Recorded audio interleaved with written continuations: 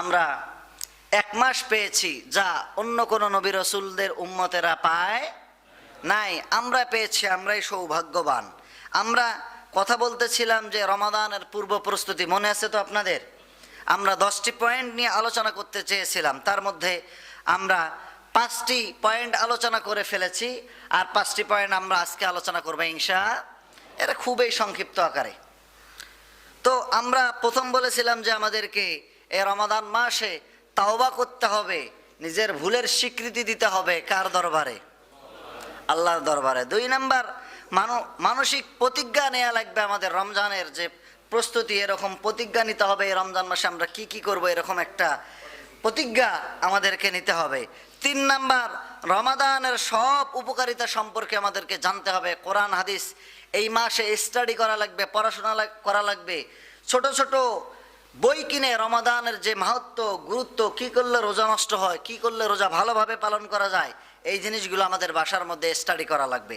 4 number, কাজা রোজা আমরা যারা মিস করেছি গত বছর, যে আমরা বিভিন্ন সফরের কারণে ফরজ রোজা ভাঙা যায়, বিভিন্ন অসুস্থতার কারণেও ফরজ রোজা ভাঙা যায়। এই রোজাগুলো যারা আমরা পালন করতে পারি নাই, আমরা এই শাবান মাসে এই রোজা পালন করব। 5 নাম্বার, সাধারণ ক্ষমা পাওয়ার জন্য আল্লাহ তাআলার কাছে নিজেকে যোগ্য করে তৈরি করতে হবে।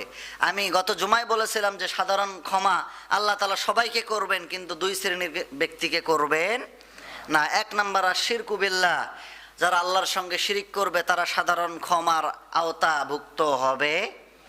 2 নাম্বার হচ্ছে যে হাক্কুল ইবাদ, যারা বান্দার হক নষ্ট করবে তারাও সাধারণ ক্ষমার অন্তর্ভুক্ত হবেন না। তাছাড়া যত বান্দা পৃথিবীর মধ্যে আছে সমস্ত বান্দাকে আল্লাহ তাআলা সাধারণ ক্ষমা ঘোষণা করে দেন, এরা বাদে।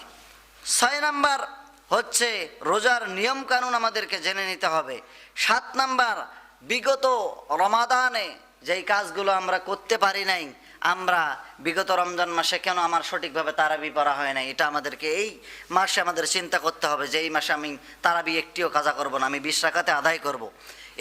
পরে দান সদকা আমি সঠিকভাবে পড়তে পারি নাই, এটা এই মাসে আমি এই রমাদানে সুন্দরভাবে আমি দান সদকা করব। এরপরে হচ্ছে যে বিগত রমাদানে আমি ফরজ নামাজে আমার গাফিলতি ছিল, ফরজ নামাজ জামাতের সঙ্গে আদায় করতে পারি নাই, কিন্তু এই রমজানে প্রতিজ্ঞা করব ফরজ নামাজ 1 ওয়াক্ত নামাজও জামাত ছাড়া আদায় করব না। এটা প্রতিজ্ঞা আমাদেরকে করতে হবে। এরপর আরো প্রতিজ্ঞা করতে হবে গত রমজানে কি কি কারণে আমার তাহাজ্জুদগুলো আমি আদায় করতে পারি নাই। যেহেতু এই মাস শেষে সাহারি, আগে হচ্ছে তারাবি, মাঝে অল্প একটু সময় থাকে, আমাদের জন্য তাহাজ্জুদের নামাজ পড়ার উত্তম মাস হচ্ছে রমাদান মাস, কথা বলেন ঠিক কিনা?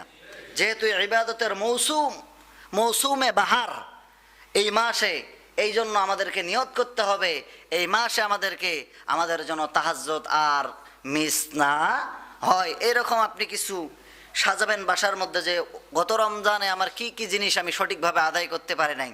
তাহলে যদি এইবার প্রতিজ্ঞা ভালোভাবে নিতে পারেন তাহলে রমজানটা সুন্দর এবং সাফল্যমণ্ডিত হবে, কথা বলেন ঠিক কিনা? এটা ছিল আমাদের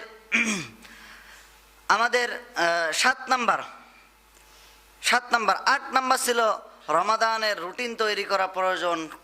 আপনি কি কি করবেন, কি কি ইবাদত পড়বেন, কখন পড়াশোনা করবেন, কখন কি করবেন, এই রমাদান মাসের একটি সুন্দর একটি রুটিন আপনি চার্ট বাসায় তৈরি করবেন। এটা ছিল 8 নাম্বার।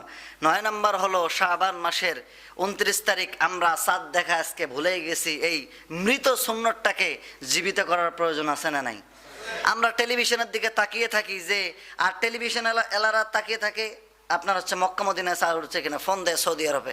আমার সারা সৌদি আরবে আছে, ওখান থেকে শুনছি চাঁদ নাকি ওঠে নাই, এরকম মুসল্লি আছে না নাই? অথচ নবী করিম সাল্লাল্লাহু আলাইহি সাল্লাম তিনি এই মাসের মধ্যে চন্দ্র মাসের 29 তারিখ তিনি চাঁদ দেখার জন্য যেতেন। এটা একটি হারিয়ে যাওয়া সুন্নত। এই সুন্নতকে যদি আপনি জিন্দা করেন, শত গলাকাটা শহীদের সওয়াব আল্লাহ তাআলা আপনার আমলনামায় লিপিবদ্ধ করবেন। তাই টেলিভিশন এবং রেডিওর দিকে তাকিয়ে না থেকে 29 তারিখ সন্ধ্যার সময় একটু চাঁদ দেখার জন্য চেষ্টা করবেন, পারবেন না? এটা ছিল 9 নাম্বার। 10 নম্বর ছিল বেশি বেশি আল্লাহ তাআলার কাছে দোয়া করা, আল্লাহ রমজানের দিয়েছো, আল্লাহ রমজানের বরকত থেকে, আল্লাহ রমজানের ক্ষমা থেকে, আল্লাহ রমজানের রহমত থেকে, আল্লাহ রমজানের নাজাত থেকে আল্লাহ তুমি আমাকে মাহরুম করো না। অনেক মানুষ ছিল যারা রমজান পেয়েছে কিন্তু রমজান পেয়ে ধ্বংস হয়েছে। অনেক মানুষ ছিল গত রমজানে ছিল, আল্লাহ এই রমজানে নাই। তুমি মেহেরবানি করে আমাকে পরিপূর্ণ রমজানটা, তোমার যে নিয়ামত, তোমার যে রহমত, তোমার যে নাজাত, তোমার যে মাগফিরাত, এগুলো সব আমাকে হাসিল করার তৌফিক দান করে দাও। এভাবে করে আল্লাহ তাআলার কাছে দুহাত তুলে দোয়া করলে তাহলে আমাদের রমজানটা সুন্দর হবে, ঠিক কিনা? তাই এই কাজগুলো আমি সহ আল্লাহ তাআলা আমাদেরকে করার তৌফিক দান করে দেখ। সকলে পড়ি আল্লাহুম্মা আমিন। ওয়া আখিরু দাওয়ানা আনিল হামদুলিল্লাহ ওয়াসসালামু আলাইকুম ওয়া রাহমাতুল্লাহি ওয়া বারাকাতুহু।